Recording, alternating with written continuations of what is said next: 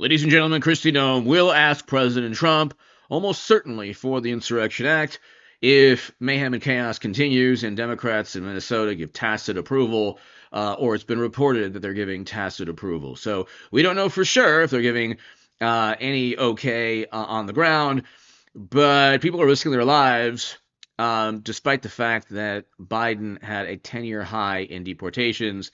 This is NPR, even surpassed President Trump. But this is Kristi Noem right here. Administrations, nothing has changed, and we'll continue to release details as we have them. But I want you to not distract away from the facts of this situation. Our law enforcement officers were there doing a targeted operation against an individual who was in this country illegally and had a criminal conviction for domestic assault with intent to do bodily harm and other convictions as well. This individual went and impeded their law enforcement operations, attacked those officers, had a weapon on him and multiple dozens of rounds of ammunition, wishing to inflict harm on these officers, coming brandishing like that and impeding their work that they were doing. We'll continue to allow. That is a different incident that happened at the same situation after the tragedy unfolded. But yes, that's the kind of assaults and violence that our law enforcement officers are facing out in the streets and that the local leaders are encouraging. Remember what Mayor Fry has said, that he wanted ICE out of the city. We have been working and had a presence in that city for years.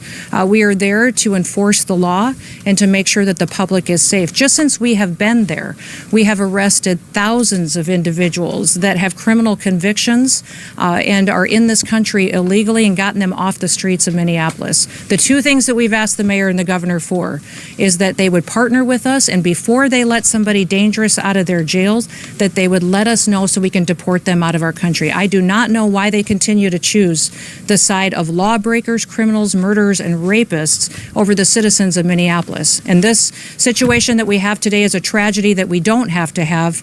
We have it because we have a mayor and a governor who encourage this violence and encourage this type of rioting. And remember, these are the individuals that were in charge when Minneapolis burned in 2020. They facilitated it, they encouraged it, and they saw the destruction, and we all watched the destruction of that city back then. It doesn't have to happen again. It appears that they're following the same playbook, and the reason that they're doing it is to distract from the corruption that they have facilitated in fraud and theft from the American taxpayers.